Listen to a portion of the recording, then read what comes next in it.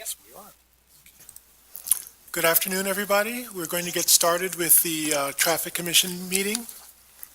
Thank you for joining us. It's amazing how quickly 2 months goes by. And there's a lot of items on this agenda which we're looking forward to talking about, so thank you. So I'm calling the meeting to order. I guess I have my gavel here to call the meeting to order. And the first item of business is the minutes of the previous meeting, the March 2022 meeting. So I'm asking if there's any comments or adjustments to the Traffic Commission minutes from the last meeting. Hearing none, it would be good to hear if someone wants to move to accept the minutes.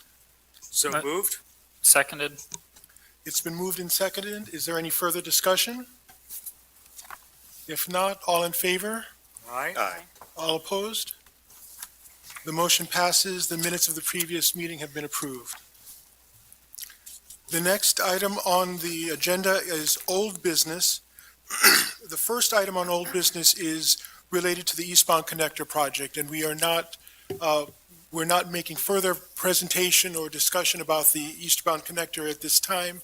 As more information comes in regarding, there is another piece of it which is under consideration, an extension to the west. But when we get closer to making that, we'll be able to announce it as part of the agenda well in advance, so people will be aware of it. Anything else on that one? No?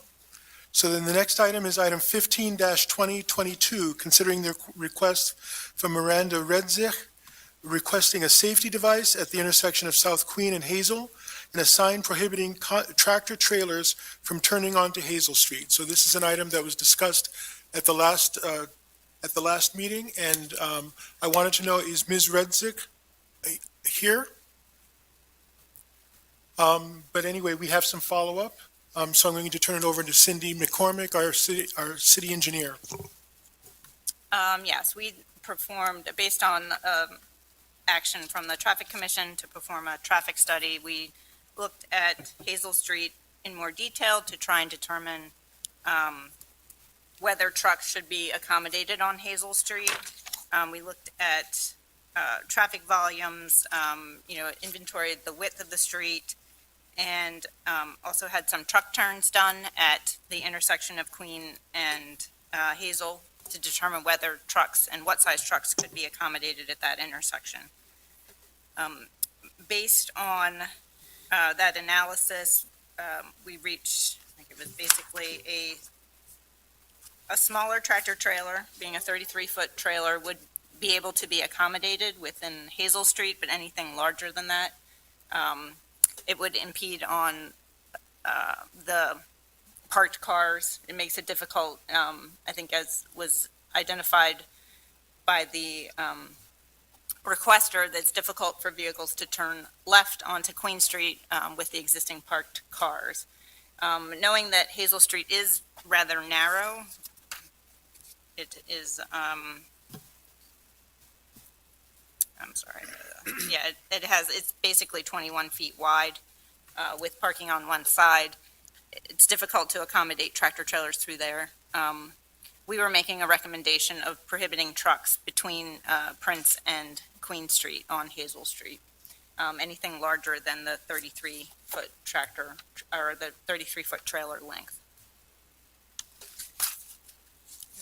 And Rhonda's bringing up the image at the corner of Hazel. Right now, that's the corner of Hazel and Beaver. Going further up the street to the top of the picture is South Queen.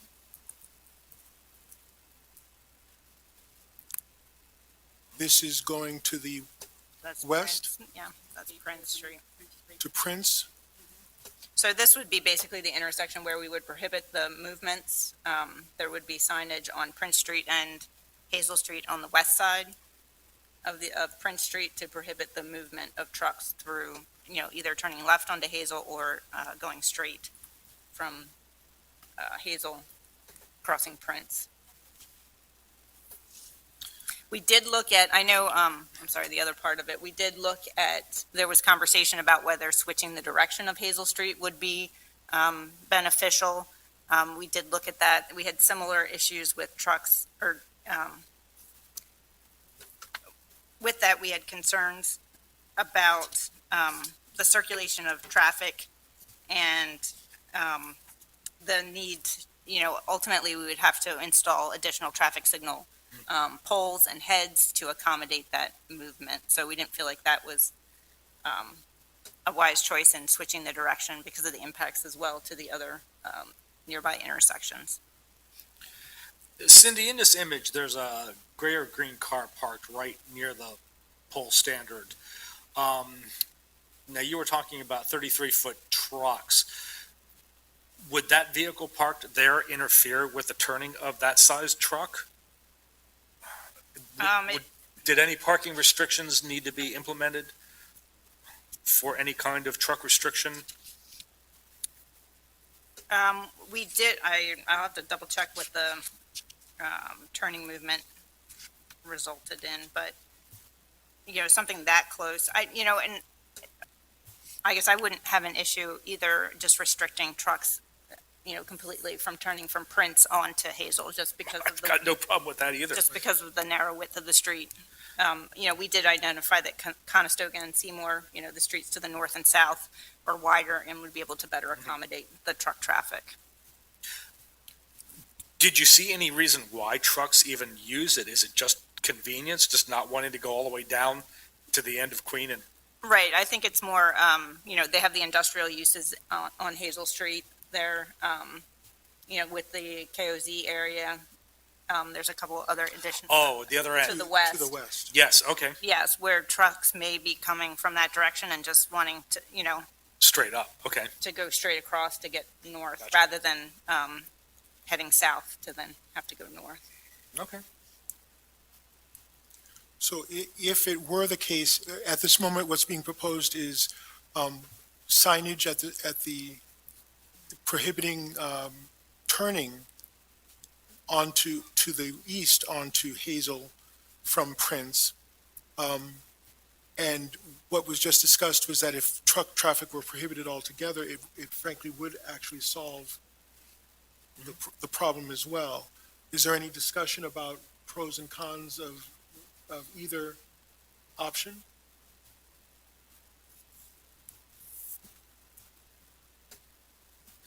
I like the fact that if they have to go to Prince Street, they turn onto, I'm sorry, if they have to go to Queen Street, they turn on Prince Street, a state highway, they go down and they make the wider turn. Even if they have to go across the bridge and loop around, they're still staying on state highways, and they come back up Queen on a state highway, and they're not using non-state local roads for cut-throughs, and that's very acceptable. Lieutenant? No, I agree with you. Chris? Douglas? That approach sounds good to me, so. So does someone want to make a motion to one or the other effect? I will make a motion regarding 15-2022 to allow city staff to install signs at will directing, let's go with no truck traffic on Hazel Street. Second. Is there any further discussion at the level of the commission? Is there any discussion at the level of the public? I see a thumbs up. So there's been a motion and a second. All in favor? Aye. All opposed? The motion carries. Thank you very much. We have made an adjustment to the way that that our agenda works, so we now go smoothly into the new business and directly into the action agenda, which allows the people, rather than having a lot of people waiting around for us to get through more routine administrative things, it allows us to get right to the meat of why many of you are here in the room. So the next item is on the action agenda, item 22-2022, considering an appeal for denial of a handicap parking from Kathleen Vasquez at 652 Emerald Drive. Ms. Vasquez would like to appeal her denial for HP signs due to having a garage, considering her physical condition. Is Ms. Vasquez present? So, because this is a public meeting, if it is possible for you to get here, we can bring Rhonda, are we able to bring the microphone down?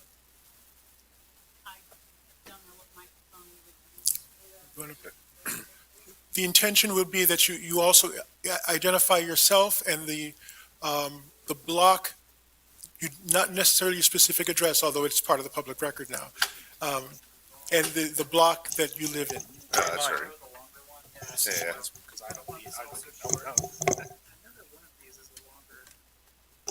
No. Is it this one? That's a monitor. I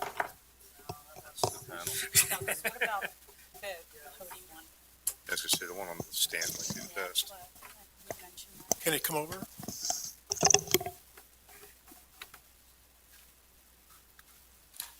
Believe it or not, there's usually another microphone right here.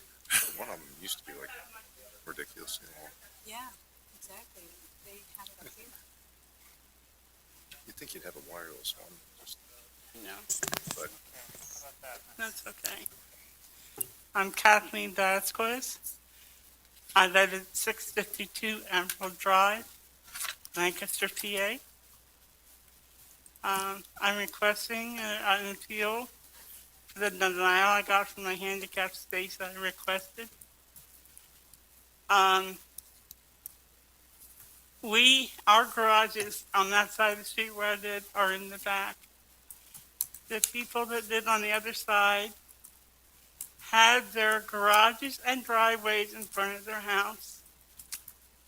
A lot of them don't even bother using those driveways, and they park on our side of the street. It is very difficult for me to even exit my house and go down the stairs and to get into the car.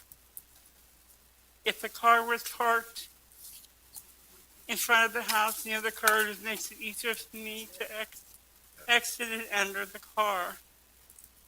I have various health problems with my heart. I have COPD. I'm on hospice. I use a wheelchair, walker, and a cane. I use the cane, walker, to get from the house to the car. When I go grocery shopping, I have to use the electric cart. Going long distance, I need the wheelchair because I don't have the energy to go any further. I understand. I'm sorry, can you pull the microphone a little bit closer to her? That's the bottle as far as it goes. But I can hold it. Yeah. Thank you. Is that better? Yes, it is, much better, thank you. Uh, So we have a visual of this is the back of the house where you Yes. have access to the garage itself, and you primarily enter from the front of your house, correct? Yes, because the stairs have to get into the garage. You have to go down the stairs into the basement. And I've already fallen quite a few times. Not down those stairs, but I've fallen. And we only have like 2 stairs to get in the house in the front. I've already fallen going up those stairs. I think the oxygen, mostly breathing in that, is a big problem for me. The letter that was sent to me for denial stated that there was ample parking. Yes, for the other people when they have the garages in front of their houses and their driveways. The woman next door to me has a handicap parking. She doesn't have a walker, doesn't have a wheelchair, doesn't use a cane. And that's my biggest complaint. Okay, May I add something? yes, of course. So I'm her granddaughter. My name's CG De Jesus. So one of the concerns is the reason why she was denied was because there's ample parking out front. But when they came to do the assessment, they came during the day, when everyone is at work. So when we're talking about going into the evening, because my uncle who takes care of her, when he comes home, that's when they go run their errands. At that point, there's nowhere to park. So then he has to double park, get her out of the car, and then she has to navigate through the vehicles, and they're blocking the road, and it just makes it really complicated. And you can look at her, and you can tell she's pretty bruised up. She falls often, and we want to try to make it as simplified for her, especially because she's on hospice, Okay. and we don't want her to get hurt. Okay, is there anything else that you'd like us to know before we start asking questions? No, that's everything. Thank you. Okay. You're very welcome. Do we know, we remember this case from, when was this denied initially? Yeah, everything is in the packet. So the denial letter is also attached. Got it, it was in January. Well, the letter was sent March 10th. Okay. And do we know anything about the other, the circumstance that may have allowed us to have a handicap space on another nearby property as well? I believe the same situation was that they couldn't take the steps. So the other address is listed on the site reviews by the two supervisors that go out. They each agreed to the same address. Your neighbor at 650 has, do they have a handicap ramp? No. No. No. So, okay, so they just go up the Their front. house are twins, so they share the same They- staircase but with they a have railing. She has more stairs to go up to her front door than he did. I'm familiar with somebody that lives in that neighborhood, and because I was talking to earlier about, I've been down the street, and I remember somebody has a really nice ADA handicap ramp that literally comes down the sidewalk, and it's That's further down. it's the same circumstance. Yeah. Because if I'm familiar with those houses, those stairs from the basement or the garage area that go upstairs are much more narrower Yes. than your typical stairs that would go from the first to the second floor. They're utility stairs. Yeah. And they're really not conducive to everyday travel. Or getting an individual up and down steps in a walker or wheelchair. Yeah. I mean, I live with my son, and my bedroom's on the second floor. He has to help me up the stairs at night just to get up to there, and then I have to sit and gain my breath just in order to get myself in bed. So Some days you can't even. some days I can't even make it up the stairs. I have to sleep on the sofa. So this is also a case, if I remember correctly, where this would have only been the second handicap space on this block, and which is within the limits of being able to have, without any special consideration, up to 3 you can have. And so this is a situation that would fall within that, having up to 3. Is there any commentary or discussion about what people would like to see here?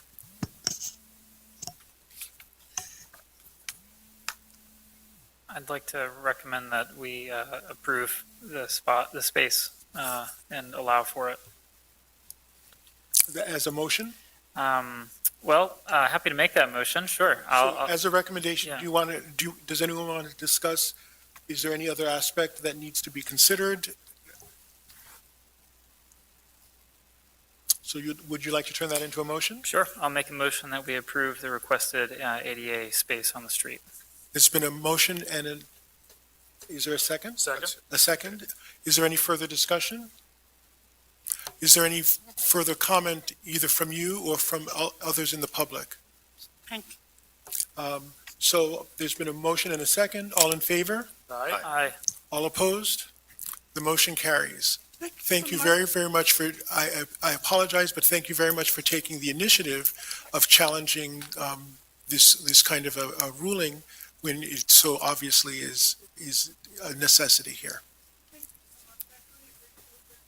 You're very, very welcome. Thank you as well. Okay.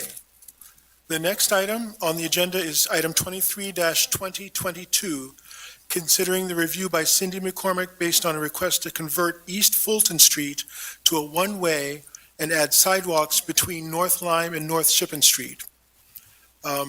There's a memorandum of detailing information from the study, and if I remember correctly, this is Mr. James. Mr. Janes. Would you like to be able to speak to this? Was this officially submitted as He submitted the request to me, and then we investigated, and now I'm bringing it to the Traffic Commission for the action So I'm wondering, based on the study. would you like to speak first? I think, yeah. Then please join us. I'm glad to put a face to the name since I've seen some of the correspondence. Okay, good deal. Thank you all. So I'm Eric James. I live at 236 East Fulton Street. I think it was back November-ish of 2021 where I first contacted Cindy with some of my concerns on Fulton Street. Having only lived there since June and having two children, I'm a single father. They both attend the city schools, McCaskey and Lincoln. It was really kind of their worry that brought up to me about the traffic on the street. My daughter kind of had a near miss, no license plates, no car. I'm a federal firefighter, was actually at shift during that time, so didn't catch it on the cameras, and I wasn't there to kind of see her off to school, so I missed it. But her worry was, hey, they're blazing down the street. There's no safe space for me to walk. So I contacted Cindy after reviewing, the legislation, and it's in the city code, general legislation, and I'll have that here as well for city sidewalks. It's Article 5, curb and sidewalk regulations, 262.29, and it says sidewalks shall be required along both sides of all public streets in the city of Lancaster, except on narrow streets within limited right-of-way, as determined by the Bureau of Engineering. So I called, I kind of presented that to her and her worry. Whether or not it's a one-way or two-way, I really don't have a concern. My main concern is the sidewalk up and down East Fulton. People use it as like the interim between Lime and Shippen, and they cut through there quite fast. Now, Cindy did perform what would you call it? Traffic study. The traffic study, and so it was done out of 1 hour of the day. So that's basically 4% of the day. So that was worrisome to me as well. It just seemed like there wasn't a long enough study conducted in order to really capture it. I can sit in my carport at any point and just see people whiz by. So I'm just to the left here with the carport. So not only did it kind of fit within the general legislation in Article 5, but it also really marries up with the city and their goals and visions, to include Vision Zero, where we want to make streets safe for all people of Lancaster. Traffic deaths are preventable, so this would be along the lines of preventing it rather than being reactive. So I think this is, it lines up perfectly with what the city's vision and goals are. And then if you look into a stronger Lancaster, they want to be pedestrian friendly, more walkable, and then with more aesthetically pleasing with trees and plantings and so forth. So I kind of believe my request marries up perfectly with the city's visions and goals. And just some other considerations, we, living in Lancaster and learning over this time that people just rip through the streets, speeding is quite a concern. I understand now that it's not a first city, or what Pennsylvania considers as a first city, so there is no radar. So people are more or less enabled or empowered or emboldened to speed through. Molly's is just right around the corner. They have carry-out liquor. They're a pub, so that definitely increases the risk. I think through any risk assessment regarding an incident, unfortunately, with those who drink and drive. Those with disabilities on my block, there's I think just the excuse that we should share traffic, two-way traffic with. That pedestrians should share the road with traffic is kind of negligent in my opinion, especially during the winter. It doesn't necessarily get a lot of looks as far as getting plowed, so it becomes iced over rather quickly, and it's not salted. Whereas if it was on somebody's property, someone was responsible to shovel it, I think we'd have a lot better. We'd have a safer walkable area. You can also see my neighbors here, they have their porches out, so there's really not a sidewalk there. You have to step out into the street. And again, it's only in front of the 4 houses there on East Fulton. So we are 50% or more residential. 215 has hundreds of individuals. I did reach out and do a little petition. I went out for a couple hours in the day. I got 50 signatures. That's not including 215 East Fulton with the hundreds of apartments. So people were very receptive to it, and then, in fact, encouraging. They think it's all a great idea. Again, it's all public safety related. So with that, I think that pretty much sums it up, other than, I mean, I'll bring it up. It's unfortunate, but Dr. Killo, who was struck earlier in 2021 in October, crossing the street. It's just something that, I think not just on my street, but should be looked at more thoroughly throughout the city to prevent such atrocities. Thank you very much. Cindy, would you like to talk about what the follow-up has been? Sure. Yeah, and I agree wholeheartedly that this is something, it is a priority for the city. Safety is, we have the Vision Zero action plan, so it is a huge priority for us. I will say the one thing that's, that we do want to do, though, is prioritize where we're focusing our efforts. And right now, it's a lot to do with, the areas that have been identified as problems already. I think it's a progressive process in that once we're able to tackle those areas, then we can start being more proactive about, having a better overall, safety throughout the city. So I think that's what this comes down to, a matter of the priorities. This is, a relatively low volume street.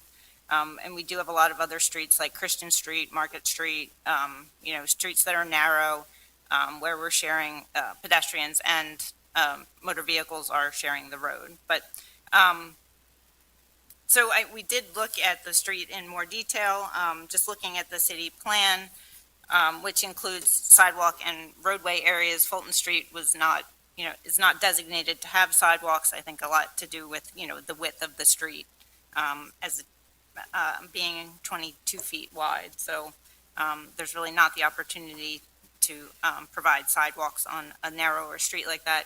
It also is not a through street in that it just connects between Lime and Fulton. There is a Lime and Shippen. But yeah, I'm sure it is used, with the many one-way streets that we have in the city, I'm sure it is used to cut through as far as people wanting to get to local areas or local businesses or local residents in that area. We did look at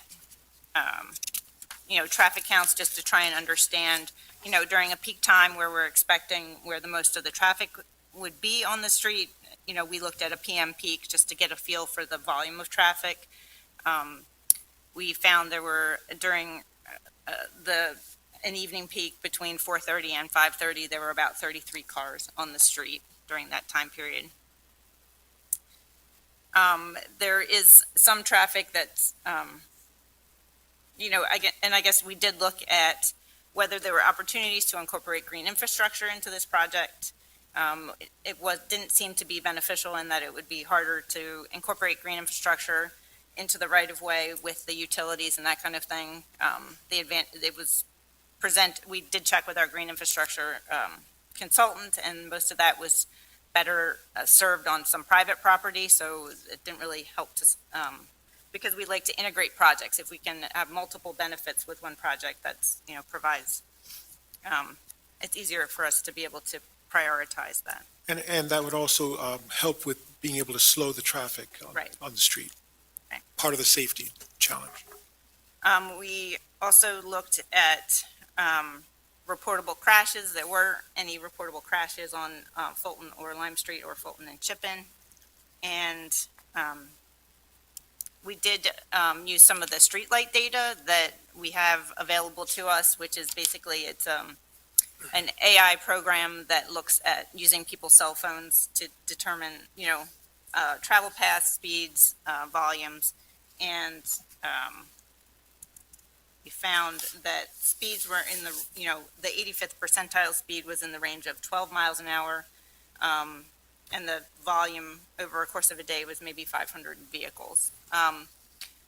So that's not to say that's the same as obtaining on the ground data if we put tube counters or something else out there. But I think it's a general representation of the speeds. And it's not to say that people don't go over those speeds. And you, as you mentioned, it's a problem throughout the city related to radar and just how difficult it is to enforce speeds.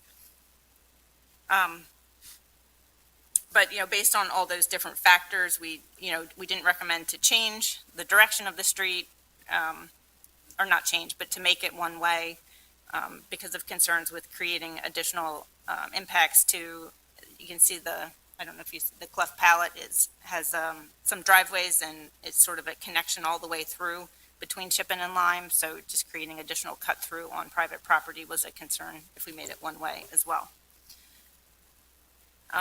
So all that to say that, we recommended that Fulton Street basically stay the same. We did look at site distance at Lime and Shippen and recommended that a parking space be removed on Lime Street to increase the site distance for exiting from Fulton onto Lime. Were there other things considered that might also attenuate the speed or reduce the speed along the street? We did not consider any additional measures. Could I add something? Yes, please. Possibly. Okay, so you did bring up the street width. Fulton on my street is 22 feet wide. If you just flip the camera around here, East Fulton continues. And it's this little zigzag. So this is the other half of East Fulton. As you can see, there's sidewalks on both sides of the street. And there's parking. So if you add the parking all the way to the left end sidewalk, if I'm looking at the photo here, that's 17 feet. So 17 feet plus the 5 feet of the sidewalk is 22 feet. Now this remains two-way traffic, sidewalk on both sides of the street, and yet you get the same, and this is usually chock full of parking now. I just went over there today. There's parking completely down the street, full of cars. You'll get the same outcome. So you'll have the 17 feet and a sidewalk, whereas here you have a car, 17 feet of road, and then the sidewalk. I'm not asking for parking, not asking it to remain a two-way or a one-way, just looking to have the safe pedestrian walk space of a sidewalk. I definitely want my kids to feel safe at home. And then you brought up the cleft palate as well. I believe they have an entrance on the left side of their facility if you're looking at it from the street, and parking on that side. So not necessarily any parking or entrances for the cleft palate on this side, other than what you see right there is that door. But so their entrance would be on the other side of the facility, which is the gray facility behind, to the left. So just looking for sidewalk on one side, remain the same. Whether you make that a one-way or which direction that goes, I don't mind. But I think, as of right now, since East Fulton is kind of zigzag like that, what you do have is people heading westbound on East Fulton. They'll actually go against traffic there on Shippen. Briefly, I've seen multiple cars who are headed down Shippen having to reverse so they can make their little illegal cut through. So I think I don't know if it would necessarily be to the detriment of traffic. Are there comments or discussion at the commission level?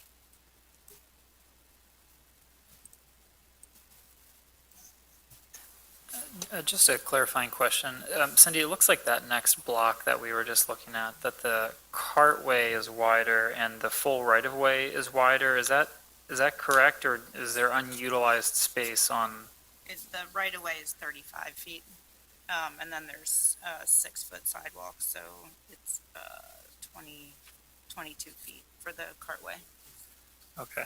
So the cartway is the same width as the total right-of-way on this section of Fulton. Okay, thank you.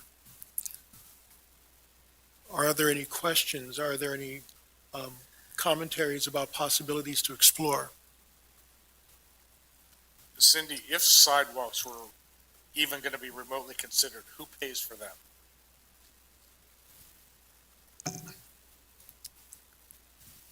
It's, under the city ordinance, we can require property owners to install sidewalk.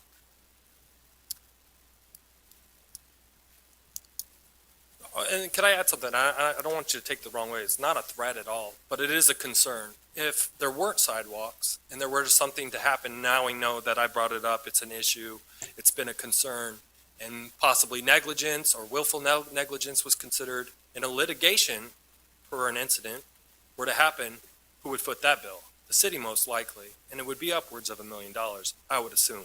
I just want, to me, when I look at it, I'm thinking about responsible stewards of public funds. That's just, if property owners were to pay for it, this is and it's a public safety issue. So you're raising an interesting point, but unfortunately, from the point of view of what you're requesting, the city and most municipalities are in fact have a protection against that type of lawsuit in the cases where it is pre-existing infrastructure, especially if there is a program such as Vision Zero, et cetera, that is underway to be able to, over time, address it. We are not required to redress or to fix problems that may have existed for some time. That trips into the tort law of, and we as a third-class city have several sets of protections. It's not to say that it is a good thing for us to not be able to aggressively address certain things. As Cindy had described, we have adopted Vision Zero, and which is trying to eliminate severe injuries and deaths by 2030. And we have 10 high impact intersections, high impact network intersections, and we have 10 sets of streets and straightaways that are the highest priority that we're working on as we speak, making capital investments to try to reduce the potential incidence of injury on those kinds of streets. We're also implementing certain safe streets policies, trying to reduce the speeds along streets throughout the city in a wide variety of ways. And to a certain extent, one of the things that I think we might want to ask is, are there any mitigating things that we can do that might help reduce the speed on these streets, even though the statistics seem to show that 85% of the traffic is comfortably within the posted speed limit.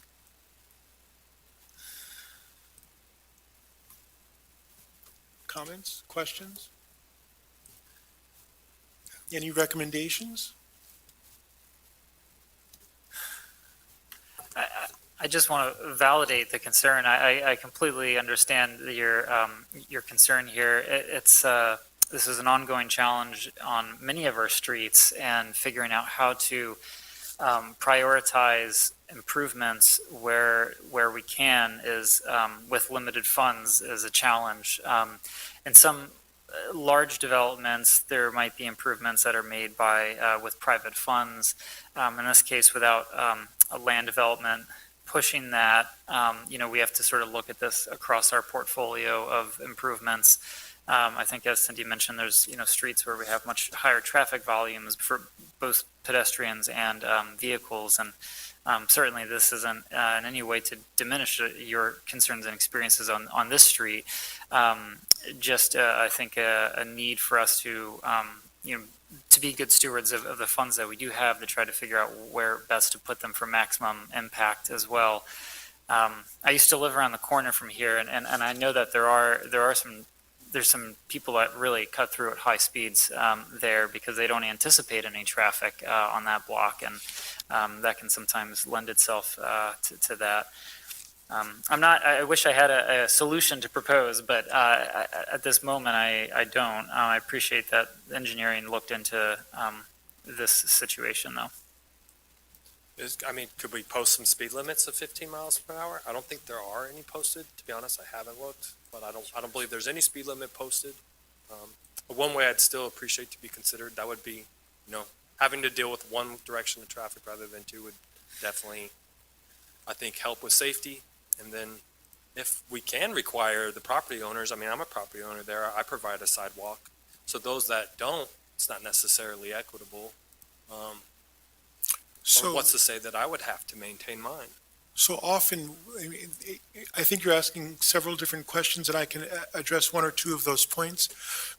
Often we look to try to have two-way traffic as one of the means of reducing the speeds, because it does require people to have to be more careful.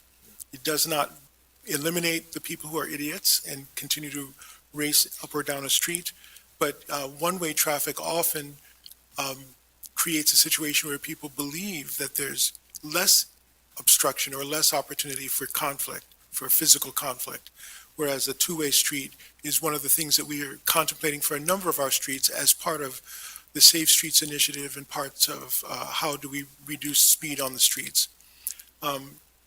So to the extent that safety is an integral part of the challenge that you're presenting to us, not just the width of the sidewalk,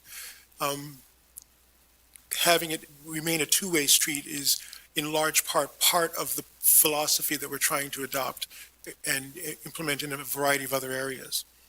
I'm wondering if we can do things in terms of posting speed limit, or if there's anything else that we can do that might make people at least more aware in this particular block of what they're encountering and hopefully cause them to be more cautious. Yeah, I mean, the posting a reduced speed limit, I think is definitely a possibility. We are trying to post some of our, narrower streets with the lower, we have the sort of the 25 mile an hour, citywide, but, I know Beaver Street is another one where I'm probably going to be bringing to the commission to reduce the speed to 15 miles an hour. So, we would just have to do, some kind of, speed study to determine, to make sure that it's posted in accordance with, the regulations as far as how we establish what that speed should be. I didn't realize that 15 mile an hour speed limits were permissible under DOT or PennDOT outside of, school zones where lights are flashing, reduce speed to 15, or if you're in Longs Park, for example, and you put a 15 up for something like that. But I wasn't aware that 15 was allowable on a city street like that. That's Yeah, I think like I said, if we do this, speed study to, justify that, based on either the 85th percentile speed, the majority of traffic has to be traveling at that speed or lower before we could post it at that, but I gotcha. Yeah. it's not a statutory, speed limit, so that's why you would just have to do a study for it. Are there other things that could be considered or that we want to be able to consider?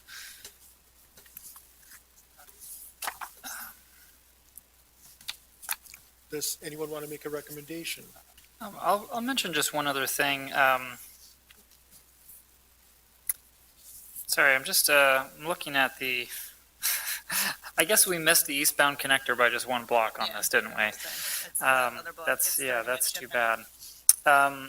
Something that we've done in narrow right-of-ways that is a little bit, it's maybe non-structural, is stamped asphalt in some cases, so that there's blended traffic patterns. I don't know if you're familiar with Christian Street just around the corner, but cars can actually drive on the asphalt, but it's stamped and colored in a way that it visually delineates driving from walking, but allows cars that are passing at the same time to be able to use that space kind of where needed. I don't know how or whether we have prioritized how to install that on these smaller streets. Certainly with this being so close to a major proposed bike and ped route, I know it's not on the route, but I don't know whether we've looked at Fulton Street for applications. I haven't looked through this whole proposal yet, Cindy. Do you have any comments to that effect? Have we looked at Fulton Street for? For what applications we would be using for the eastbound connector on that stretch of Fulton between North Ship and going east? We haven't detailed it out specifically. I mean, that's phase 2 of our eastbound connector project, but I think the focus would probably be more at the intersections and I'm not sure that there would be much in the way of on-street improvements. But again, that's not fully vetted yet. Okay. Got it, thank you. And that will likely start to get fully vetted next year, the east end of the eastbound connector? Hopefully, yes.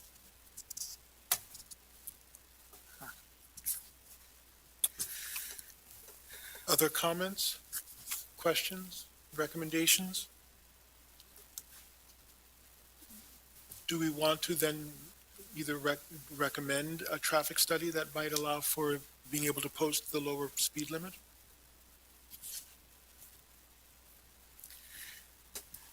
I'm open to that. My question is whether we should, maybe even expand the scope of it a little bit more to dovetail with the eastbound connector, if there's a need to do that on other blocks of East Fulton Street. Welcome comment on that. I figure if we're doing it for one block, I don't know if there's need to do it on other blocks for another reason nearby. Those studies would be internal. I mean, they would be handled by, city staff and everything. They would be internal mechanisms, not necessarily needing approval by the traffic commission for each and every item, if I'm not mistaken. I think that's correct. Right, if we were just doing some kind of traffic calming or something like that, it wouldn't necessarily be. So, But, yeah, this wouldn't, so for the eastbound connector, we have a consultant that we Yeah. work with that would help with identifying what improvements and that kind of thing would be. So is that to suggest, Dean, that it could be done at an administrative level? I think can I make a motion? Yes. I'm going to make a motion as 2022 is written. I'm going to deny the conversion of a request for the one-way and deny the sidewalks and instruct city staff administratively to work with any appropriate signage that they can do and traffic studies or otherwise. There's been a motion Second. and a second. Is there further discussion? Any tweakings to what was requested? Any further comments at the commission level? Any further comments at the public level? Adriana?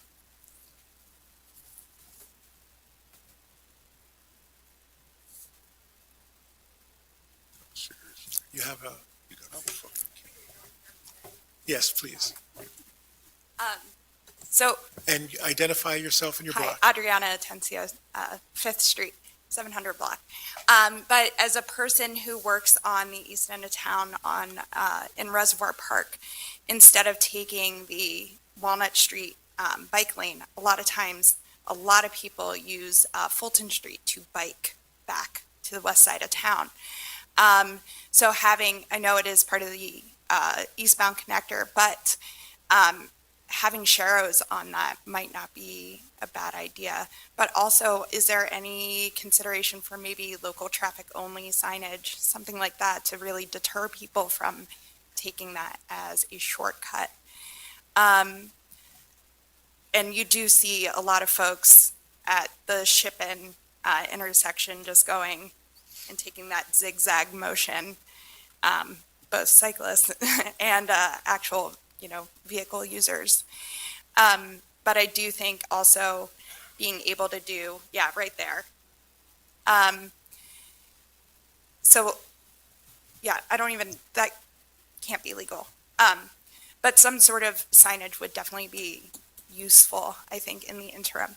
And I don't know about the ability to use any ARPA funds for sidewalks, even creating a grant program to use ARPA funds for sidewalks in general, because Lancaster City sidewalks all suck, to be quite honest. Most of them are not walkable, and you see people struggling with them all the time. And it is incredibly expensive, I'm sure everybody knows this, to fix your sidewalks, and it does fall on the property owner. And to improve that, I think it would be a great use of funds. So if we could figure out a way to maybe use some ARPA funds smartly in that way, I think it would really improve our city. But yeah, local traffic only, I think that would be a great sign. Are there any limitations to the utilization of local traffic only signs? Or is that something we would need to, that might be consistent with what Dean had requested, looking at the different types of signage that might be considered? Get Yeah, off my block signs. it could be considered, I guess. I just don't want to put up signs that don't really have any teeth, though, either. Because it would probably There's be no legal enforcement for a sign probably like that. if I'm- difficult to enforce. There's no or- legal enforcement for 90% of the signs that I see, but like neighborhood watch signs are everywhere, right? They're old, I'm sorry? aren't they, like grandfathered in? We don't make those signs anymore. No, we don't. They're still everywhere. But I mean, like just something to encourage people to maybe just use the bigger roads that we have. We're talking about trying to get the tractor trailers, right? To not use Hazel, but use the state roads. Why not try to continue to encourage people to use the bigger roads that we have instead of our smaller roads? So I do think that that's covered in the way that Dean had requested it be written, to consider signage that would affect the way that people use the street. Exactly. Okay. Yeah. Thank you, Adriana. Any other comments from the public? Mr. James, is there anything else that you'd like to say? Just going back to the gentleman's idea about the stamped, road or pavement, concrete, is that out of the question? Is that something that could be looked at? I still think that would be great as a bike lane, but also as just pedestrian walkway. I'm sure it can be considered. That's something that's done administratively too, isn't it? When, Right. yeah. It So- would have to be when the street's Paved. paved, though, yeah. And This comment is a little, it's getting a little ahead of the discussion on the eastbound connector, but the more I think about East Fulton Street and the way it functions, and say Adriana's point about bicyclists using it, they'll be using it to go both east and west, regardless probably of the facility that we actually put on the street. If they're going west on that block, they're going to be taking the zigzag, connecting the Lime Street, going north a block and getting on West Walnut. So I do think that this block actually becomes important in the larger design of the facilities and how the two eastbound and westbound connections function. There may be an opportunity for something like stamped stamped asphalt or some other facility that would help draw that connection. I also took that route for many years on Fulton Street and went west and used to take Walnut. I'm very glad there's now a protected bike lane there. So it's not currently drawn on the eastbound connector map, but perhaps that can be a point of discussion going forward. And there might be some pedestrian safety improvements that can be benefits to looking at So that. certainly as commentary related to the eastbound connector next phase, being able to consider more actively consider how bicycles and other people who use the public right-of-way will use that once the connector is in place, and therefore design accordingly, and for not only the safety of the bicyclists, but of the pedestrians as well. So, Last idea, I'm sorry, I know this is going long, I promise this is it, but we brought up the green spaces. I don't know if that was the exact jargon, but green infrastructure. green infrastructure. So rather than having a long strip of it, would it be impossible to just have a bump out more or less with it, especially on low flow traffic streets, as you have described Fulton, just a bump out where you put a single tree that a pedestrian could take refuge behind for traffic and just kind of work their way in between those. Do you know what I mean? Just as A slalom. there you go. There you go. That would be it. But thank you all.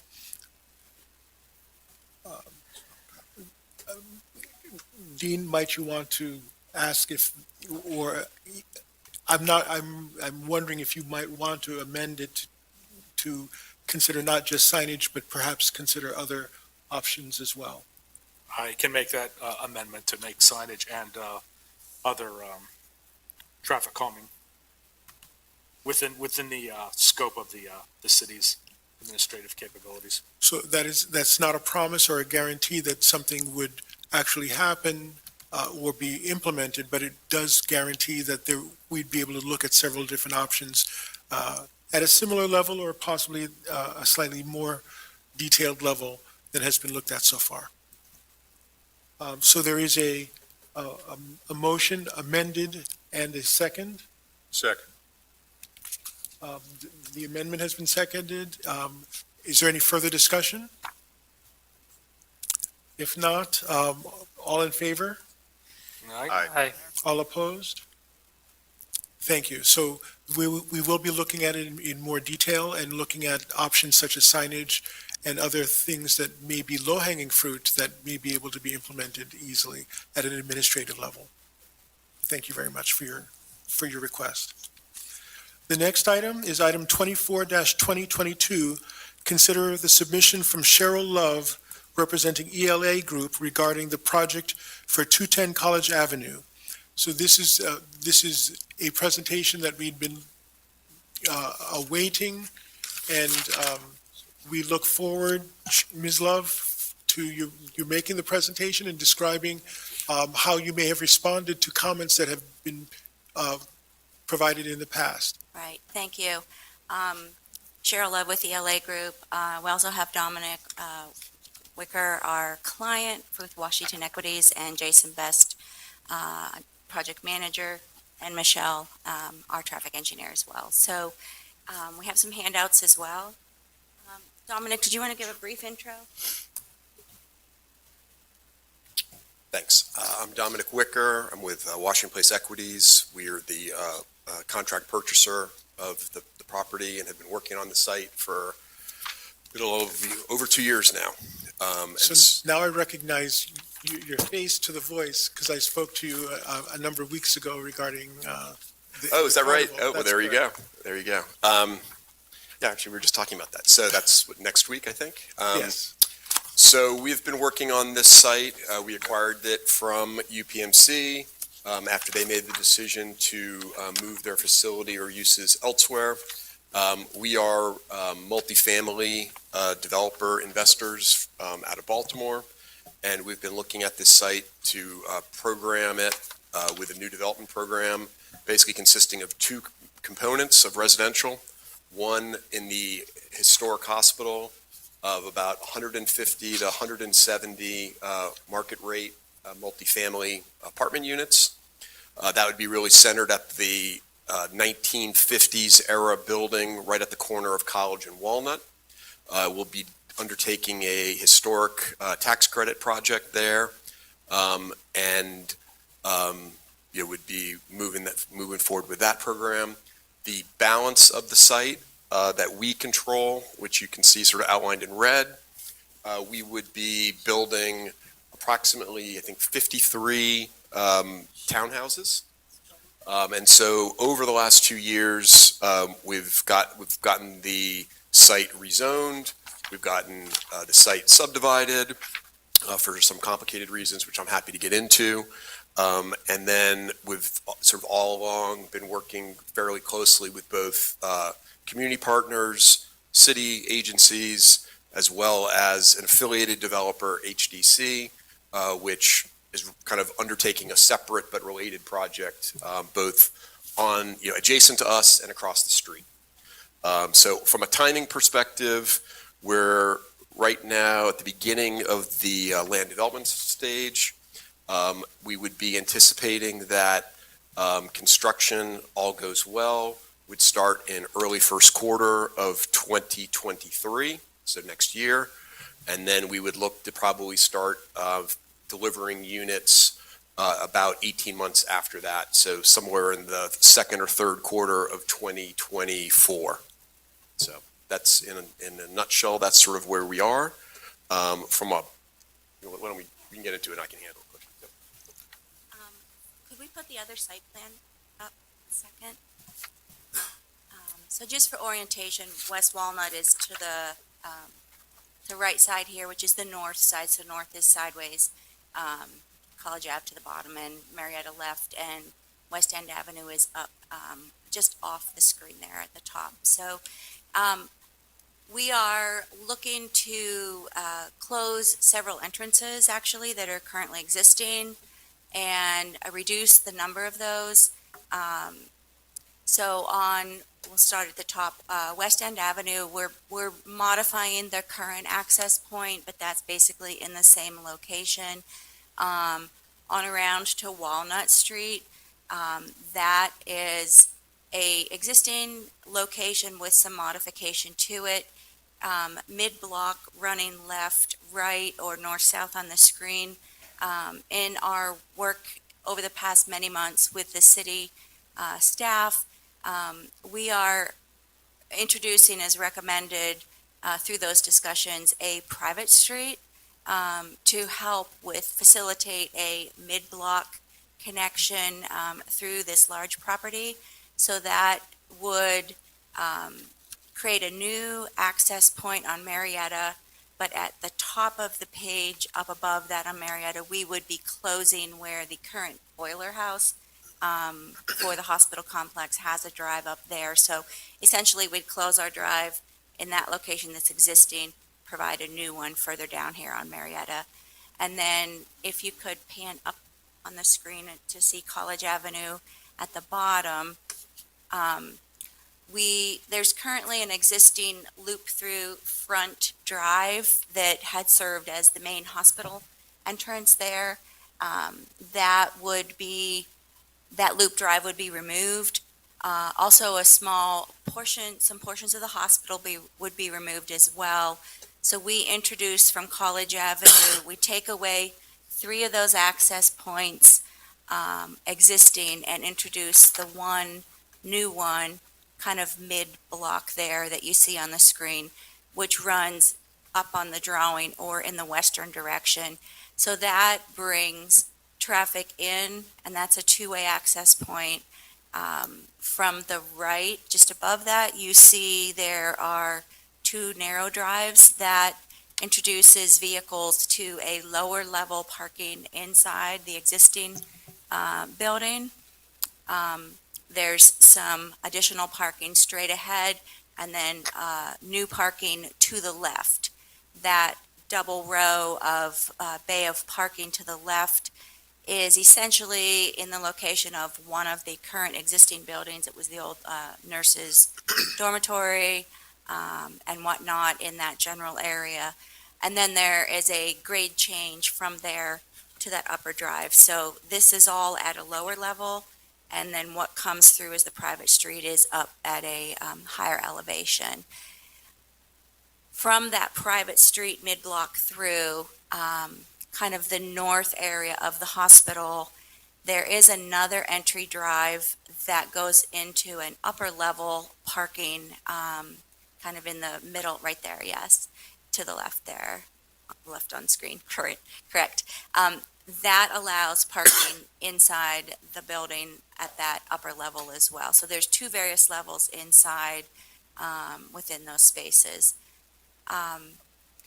The complete building is being renovated and repurposed, and in addition, along College Avenue, we'd look to enliven that environment with some retail, commercial spaces that are still being evaluated, potential restaurant that's yet to be finalized and formalized.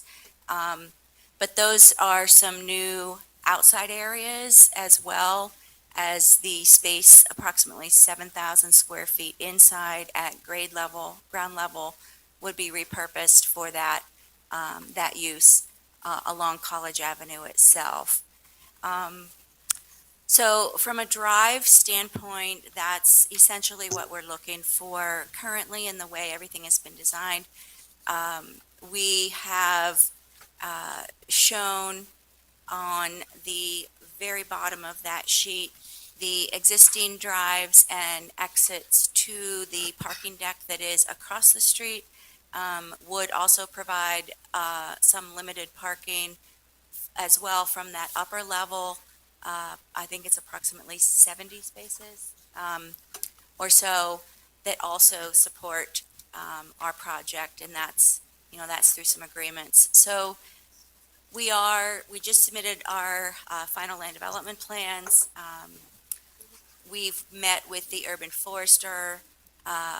We are in the middle of some of those pieces as well, but we're certainly looking to progress through many of the other agency reviews here with the city.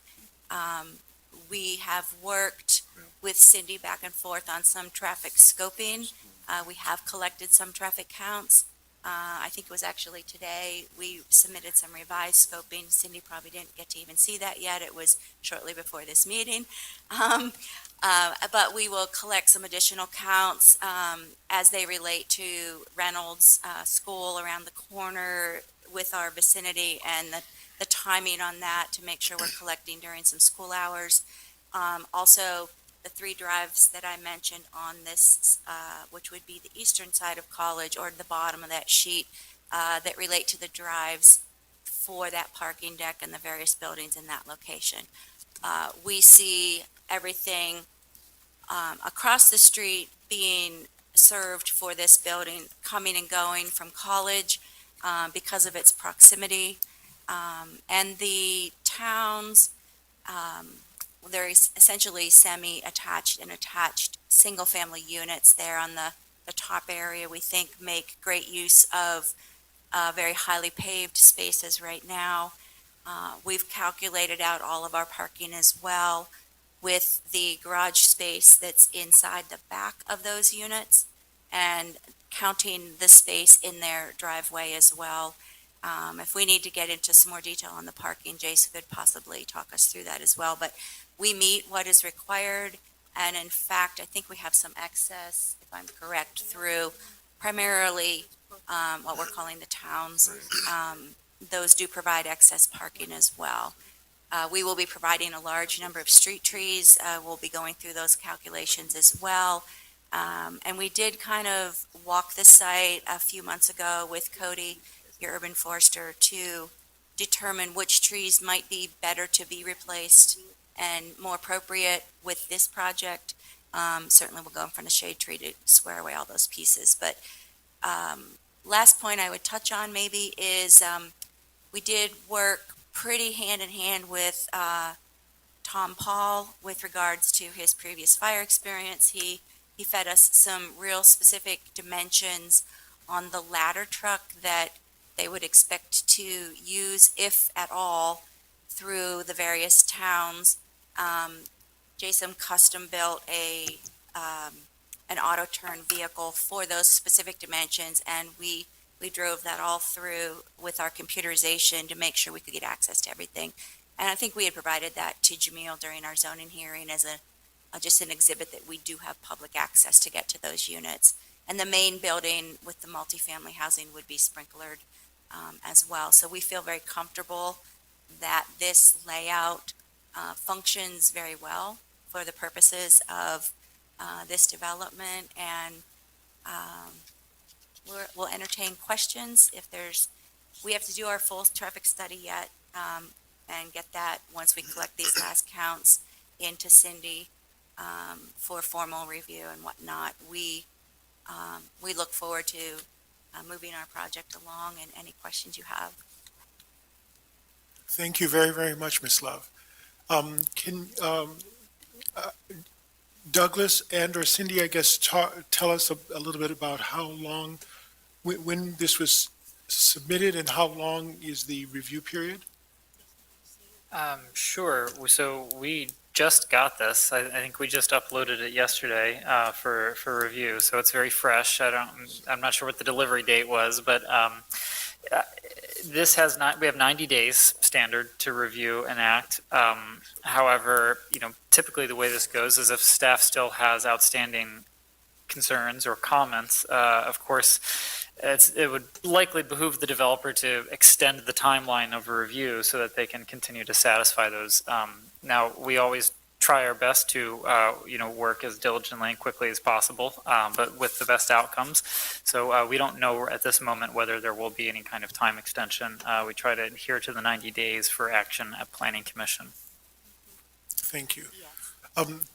Excuse me, we Yes. submitted to Traffic Commission ahead of our land development, actually. We submitted on Good Friday, I Okay. think, which y'all were off, so. But land development, Douglas is correct, only was submitted yesterday. Okay. Just a quick question, and then I'm going to open it up to questions from the commission. You said that there may be additional parking spaces, more parking spaces than had been required by code or zoning. Can you talk a little bit more about the numbers, their locations, Sure. who they're intended to serve? Yeah, to be specific, I think when Cheryl said that, she was sort of targeting the townhomes, and that is because there is a built-in garage which could function as a parking space. For those who, like to use their garage as storage, they still have a driveway space. So that's kind of a flex, I would say. You could look at that as two off-street parking spaces per townhouse, or you could look at that as one plus a generous storage space. And in terms of how that meets, again, you haven't had the chance to review it yet. The extent to which it meets the code, is the target the 2 spaces per? The target was just one space. Okay, Zoning requires one space per residential. okay. We exceed it in the zoning sense. For a certain percentage of the units, Correct. Yeah, for the towns, yes. right. For the multifamily, we're providing one space per unit. Okay, thank you. Questions from members of the commission? I had 3 questions. Is parking going to be provided for guests? Because it's something that has happened from time to time in some other complexes, apartment complexes in the city, where, yes, there's one space per unit, but there's no spaces for guests, no spaces for family that come to visit. All 3 questions first, or one at a time? I'll do that. Cheryl touched on one thing that I was definitely going to ask about was the fire apparatus. So I guess that has been addressed. My one concern had been whether or not Manheim Township's 100-foot aerial ladder had been considered as a potential in a conflagration, God forbid it ever happened. And I'll touch on the third thing real quick. It goes on to the size of the aerial truck. What about people that are moving in with full-size tractor trailers? I can hit several of those. We did not specifically hear the request for the aerial, but we certainly understand that. That's something we'll definitely evaluate and take into consideration. It would be our access, honestly, we are providing more access with this plan than what the current existing hospital would have had, my opinion. I'm sorry, could you speak a little bit more? I'm sorry. I believe our plan actually may improve access around the hospital, previous hospital itself, by getting additional section through the midpoint there. But we'll certainly evaluate that and take that into consideration as we move through land development. As far as moving in and loading, there is an existing lane, Jason, can you point to it on plan, along Walnut Street that is near a primary entrance, and that is currently out of the lane of traffic by a bump in. We were looking to keep that, maintain that, and use that for those specific purposes for moving in and out of the larger multifamily building for the market rate housing. In addition, with the fire truck that is able to move throughout the town complex on the western side of the site, we can double check that again with the longer moving trucks, but we can certainly have the space there as an internal, more private space to be able to get those moving trucks in and close to each of the towns as well. So I think we are very comfortable from that aspect. What else did we not? Because I can see how you, like, for example, 100-foot, a 50-foot, a full-size moving truck, I can see how they can come up West Walnut. They can probably go into that main lane there. I don't see how they'd be able to finagle through the tighter turns. We'll check. I mean, we'll check it. We'll certainly we can provide the auto turns for those as a supplement into our next round of submissions with the city. And we certainly want to make sure this functions. And we do No, not I know, want to- obviously, I know that that's more planning than it is, I think, in my opinion, the traffic. But I was just concerned about the sizes of the entrances. If we're closing entrances, redoing entrances, that's all I wanted to address was the ability of these larger vehicles to get in and out, especially on Marietta Avenue, because I wanted to make sure that you were aware that there is parking along Marietta Avenue. Yes. When we looked at the fire truck turn, we looked at that staying in the lanes themselves. Okay. This was originally drawn with radiuses at each drive entrance. We certainly are more than happy to put those, I think we can fit them back in. We can evaluate that. I specifically asked Jason to pull them off the plan and to go more with the more standard layout in the city for some of the drives with the tapered and the concrete aprons, but we can certainly accommodate if the city's open to that. We can certainly, provide those. As far as, you want to speak to this? So to answer your question about visitor parking, we have, I mean, it's depending on our final unit count. I mean, what we're showing here is sort of our maximum, a little over 170. I don't think it's going to get that high, but we have, about a dozen spaces above zoning requirement just for the parking. And then we also, because we own the College Avenue deck across the street, there's spaces that are entitled but underused. And so we've begun those conversations as well to provide exactly that kind of sporadic temporary uses that sort of serve both the folks they are entitled for as well as us in the so we want to maximize the ability of parking without adding more parking to the community. Yeah, the reason I brought it up is because, for example, one of the complexes we had been discussing in the past, Garden Court Apartments in the east side of Lancaster, one space per unit, no spaces whatsoever for any guests, no spaces whatsoever for any visiting nurses, long-term nurses. Sometimes we'll have residents where they'll have 3 shifts of nurses come in, no parking for them. All the streets surrounding that apartment complex are residential permit parking, and the people in those complexes are not eligible to get permits at all. So I think we feel, as manager owner, we feel good about it. We have a lot of properties on our portfolio, look at sort of ratios. This checks all those boxes for us, both for the residents as well as any type of, transient use like a visitor or service people, whoever. So. Yeah, so that's the everyday. But the other thing I was also considering, Thanksgiving. Everyone's going to come into town. You get your 6 or 8 cars Yeah, to a family. How many?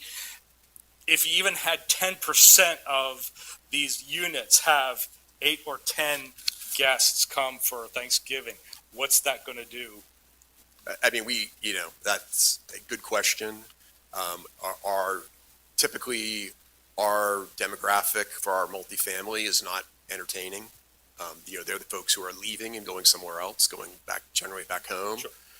Again, I would say for those types of, are the entitlement at the deck across the street, there's more than 100 spaces that are being used by the office building. Okay. And so I would venture to say that on holidays, that office building isn't going to be functioning in the same way as it would during a work week. And, we have rights and abilities to have some overflow there as well.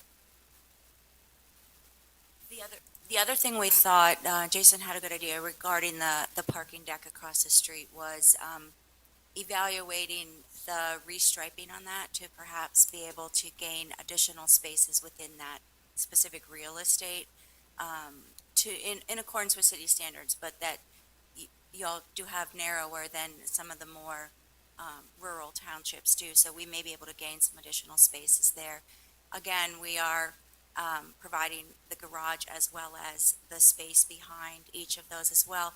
And near the common areas, I don't think we really spoke about that dead center or very much at the top of that screen. There is an existing, it's historic, but it's a brick garage building that we're repurposing into like a common community space for the residents, and some gathering space there for them, whether that be a pool or whatnot. There is some parallel parking adjacent to that is also extra. And just, Rhonda, could you slide that down a little, please? Thank you. We didn't even speak to this. We have a pedestrian bike path, a bike ped path through the site as well, just north of that blue space where the swimming pool is, that connects an 8-foot wide path from Marietta through in the north-south direction, and it lines up to that alleyway directly across the way. That was also a great suggestion from city that we've worked into the plan and helps provide that connection to some of the areas around us as well, and through the property as well. Thank you. Okay. Other questions at the committee level, traffic commission level, rather?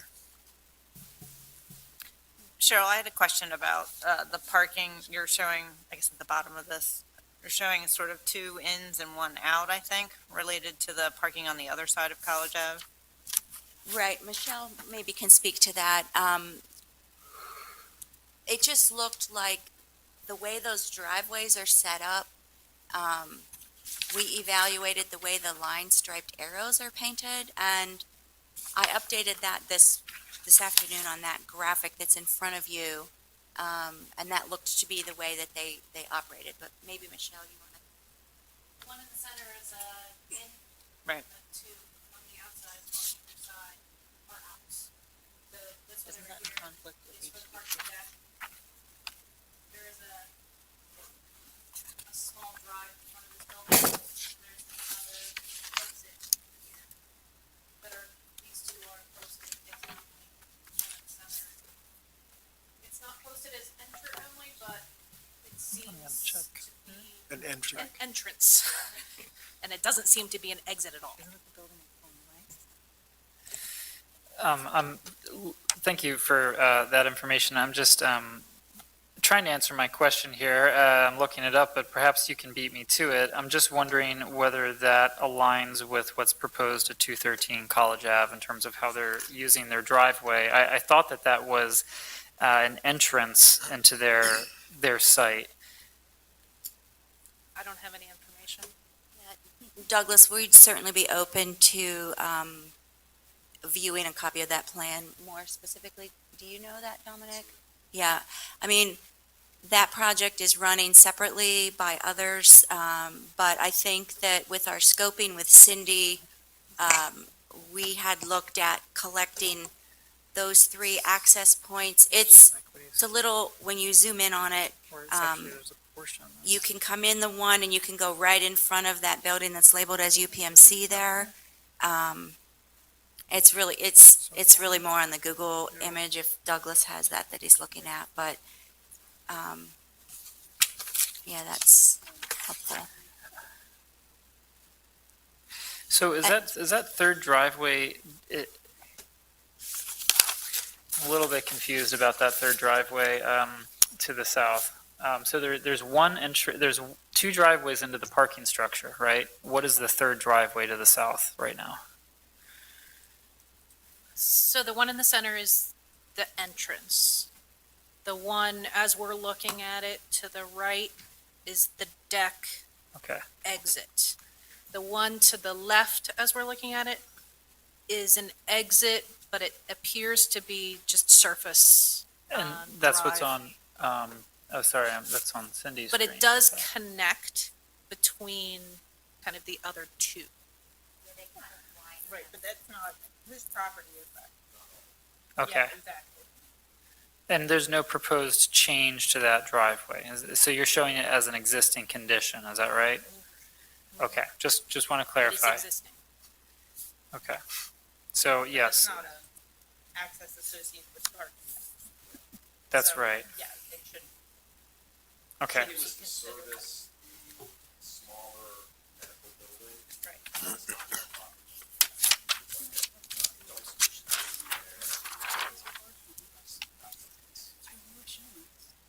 Cindy, I guess our concern was, looking at that with Michelle today, was whether we can separate that traffic adequately from what's flowing and get the counts in the right way, because back in there, they kind of Y off from each other. So I guess that's a traffic decision. It connects. So there is a drive that connects. It is posted that it's exit only as we're looking at it traveling to the left or to the south. I guess I just wanted to clarify, it wasn't a proposed future condition. Okay. Got it. Okay. It's existing.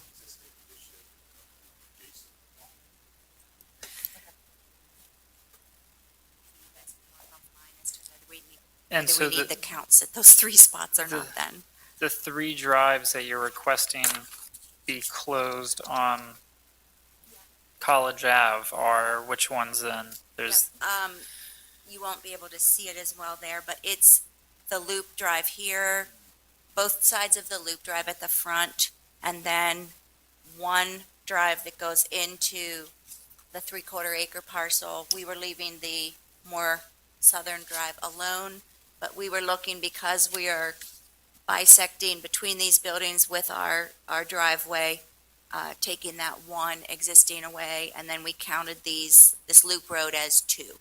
So maybe that's inappropriately counted, but basically removing the loop that's the front entry drop off to the hospital or the old building there. Right, it's 3 curb cuts essentially, so that's why we counted them as 3.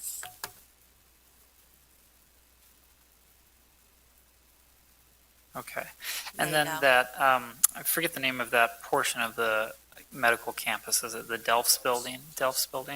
And then that would be serviced by the new driveway being added between the main hospital building and the Delphs building, right? Correct, Okay. correct.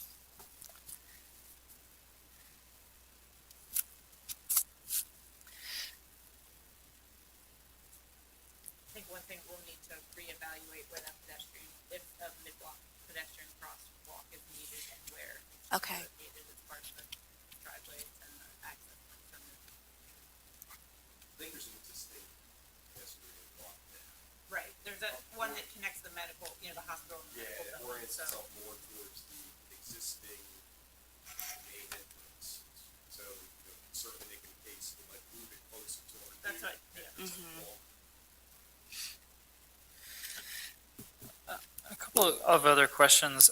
Is additional metered parking being added on College Ave? Metered parking. There's metered parking there currently, and it looks like by closing the driveways, you'd be adding on-street parking.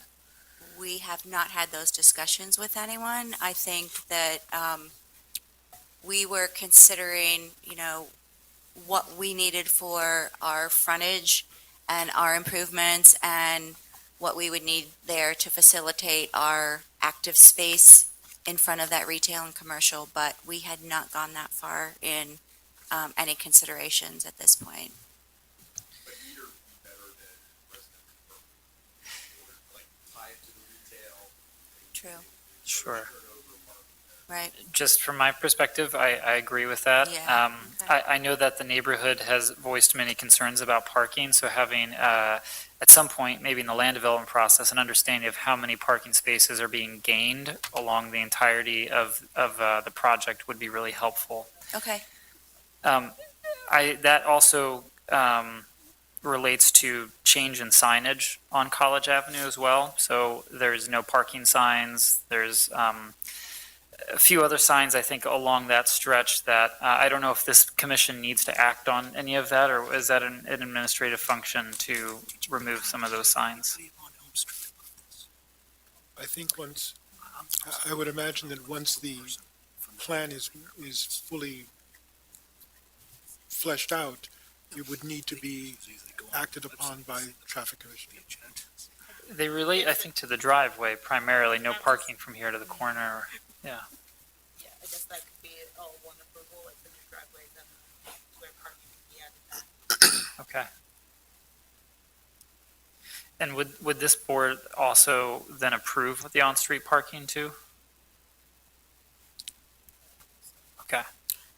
Clarification, Cindy and the board, would you be looking for, similar to what's there, a solid line and parking zones within that, or specific installed meters? Are they, I don't think they're really doing that anymore at this point right now, right? Yeah. Yeah, we'll certainly open to that. It's a benefit.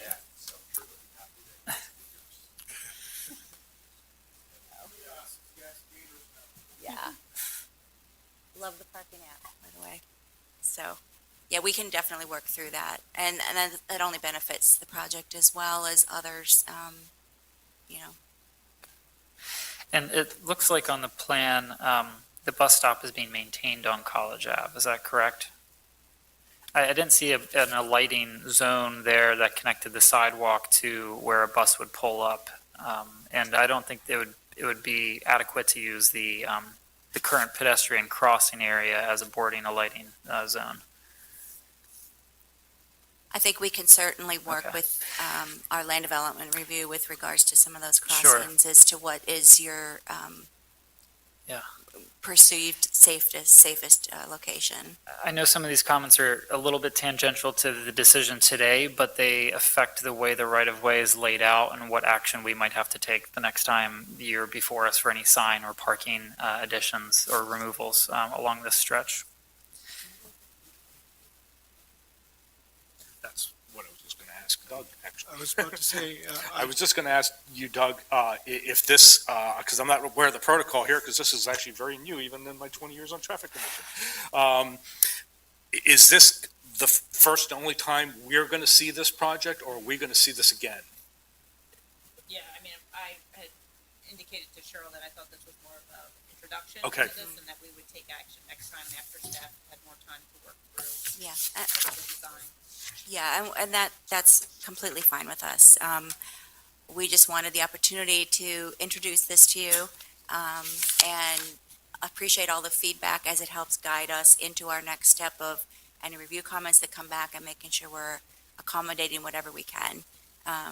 So we only come back once more. Okay, I wanted to make sure of that because the agenda mentioned consider the submission, then in the submission, we are seeking approval as follows, and I was just concerned about all those closures of approvals. It didn't make mention if we were doing those approvals today or in the future. I'll always push to ask. And we respect what you say. I did want to note too, as we continue to look at the parking protected bike lane on Walnut Street, the loading zone that you're proposing for move in and move out, I think will require some coordination and may be problematic related to the extension of the Okay. parking protected bike lane. Yeah, I think we'd like to work with you on that, Cindy, a bit more and understand. I know you had mentioned that when we did initial walk around the site previously, but if you have plans that you guys are working through, we'd certainly love to get together on that and see what we can accommodate. We don't want to be in a situation where we're stopping traffic to try to help people move in and out of these buildings either. So, I think we'll put our heads together and see what we can do. Understood. recognizing that this is the beginning of a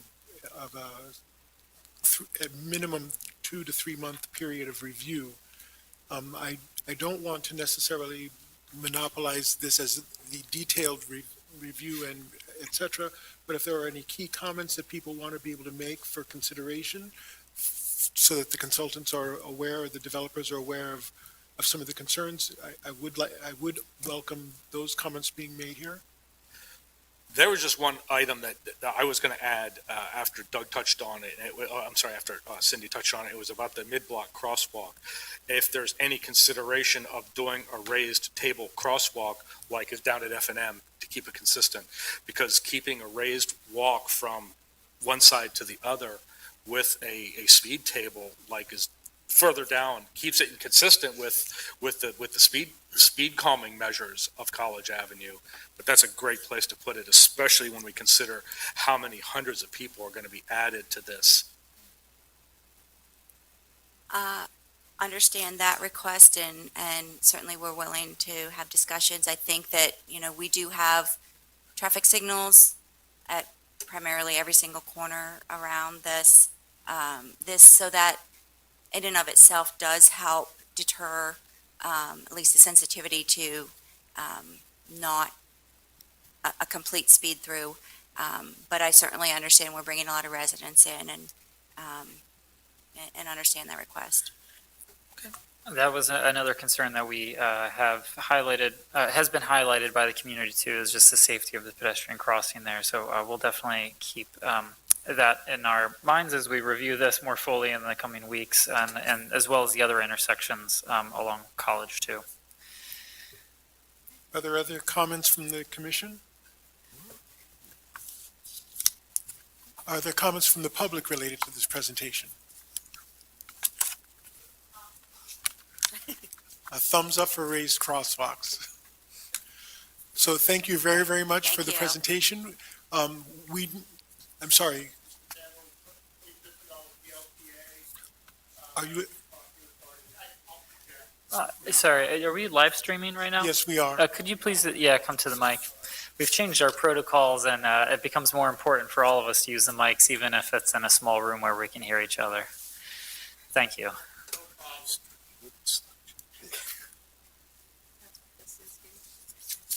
Dave Diffendahl with the Lancaster Parking Authority, Director of Finance. Those blocks surrounding, some of them are residential parking permitted currently. The 800 block of West Walnut, 900 block of West Walnut, 900 block of Marietta are all currently RPP blocks, because you've identified that there are neighbor concerns. And I just didn't know, with those townhouses on the perimeter, would they be eligible for RPP permits? Or is this the garden court? If we look at the situation with Garden Court, in theory, and we've been discussing this on and off, in theory with Garden Court is one address. It's a main address. And it's in theory, although it's got multiple apartments, they are eligible for 5 permits. I don't know if that's ever occurred with Garden Court. No, Garden Court But has overall, RPP. no, these residents are not going to be able to come and just start applying en masse Okay, because the neighbors will call us. They already currently are calling us, asking questions. I mean, And we're a asking- neighbor we're asking in them the to hold block off. isn't going to be able to go onto your complex and park in a parking space, correct? That's correct. So, that's the argument we've had with Garden Court is they want permit parking on a public street, even though they have their own parking, but they can't reciprocate having people that can't find a parking space go into the complex where there is parking and park in the complex. So the guidance we should be giving the neighbors when they call is that it's undecided or it is decided? As of right now, we're in the process of reviewing the RPP in a Understand grander that. scale. And a lot of this Understand was triggered because of Garden Court and the fact that all the streets around Garden Court are. I live it every day, I Yep. assure you, So, yeah, the 100 block of Dolphin, 300 block of South Marshall, you can set the atomic clock to the calls. So we I wasn't aware understand that there were that many RPP around this Well, they were project. put This is in not going to be place much with different St. than Garden Court. Yeah, they were put in place years and years ago when St. Joe's was there, because it was a 24/7 operation. So the neighbors were getting squeezed out with Because custodians there wasn't and enough nurses and parking at the cafeteria hospital work. for hospital operations. Correct. It funneled into the residential Yeah, the LPA has no skin in the game. We're just asking the question because the phone calls come to us related to RPP. So we just weren't sure. 900 block of Marietta, 0, of West End, 300 of West End, and 100 of College are all RPP, currently RPP block. I know during committee discussions with Barry Hanwanger, we had brought this up, that Correct. we were And this very was- well aware that this project was going to come and it was going to have to be part of the future discussion. Right, and it's the kind of challenge that, So I'm going to tell them it's TBD yes. is what we will instruct the residents when they Although, contact us. I mean, if part of the question is, does the existing RPP continue for those who currently have RPP? They need to be renewed on an annual basis anyway, correct? No. Not necessarily unless they requested an exception, like a caregiver or something like that. They need to be reviewed. But residents that actually live on the blocks that have RPP, single-family homes have up to 2 apartment units with 1 per apartment. They don't need to be reviewed annually. They to just pay. renew, but not review. Got it, They need to renew their permit, but they do not need, understood. So the better answer is yes, TBD. yes. Thank you. Any other comments from the public? Thank you very, very much for the presentation and for the discussion. Again, this is one where it's an ongoing item, so we're not taking any action on this item at this time. We welcome you being able to come back and give us more detail and/or clarification. You're very welcome. Okay, that ends our action agenda. The next items are consent agenda items. And again, as a matter of practice, the way we've dealt with these is we go item by item. 19-2021, the following signs have been tentatively approved and installed, and there's a listing of the various addresses, 8 of which for handicap parking, 4 of which for loading zones. Do we want to take them act by act, or do all the consent agenda items in one fell swoop? As we typically do, we just approve the consent agenda in one swoop. So I'll make a motion to approve consent agenda items 19, 20, 21. Actually, that should be 19, correction, that should be 19, 2022, 2022, and 21, 2022. So there's been a motion to accept the consent agenda with the modification of the suffix being 2022 instead of 2021. I'll second. Do we have a second? Oh, and Douglas has seconded. Is there any further discussion? All in favor? All right? Aye. All opposed? Thank you. Then there's an item here which is additional business. Is there anything else that we need to be able to bring to Traffic Commission at this time? We did not want to bring Beaver Street? Yeah, well, I can bring up, as I had mentioned, we're looking at changing the speed limit on Beaver Street. So I'm not sure if in the past the Traffic Commission has approved changes in speed limits or not. The only time I can ever recall changing speed limits is maybe many years ago when I brought up certain 35 mile an hour where they really should have been 25, and we reduced them at Traffic Commission. But Okay. if we're going, 25 to 15, is that it? Yes, that's what I'm going to propose. But I can add it to the agenda for next time if that's what we would like to do. I think that would be the best. But I don't think the changing of the speed limit has to be held up for a 2-month wait. I mean, I think it's kind of administrative. If we just want to add it to the agenda, tell us this is what happened, and we. Okay. Any other items here? Yeah. If not, are there any items that the public needs to raise? If not, I'm willing to entertain a motion to close the meeting. Second? All in favor? All right. Aye. The meeting is adjourned. Thank you.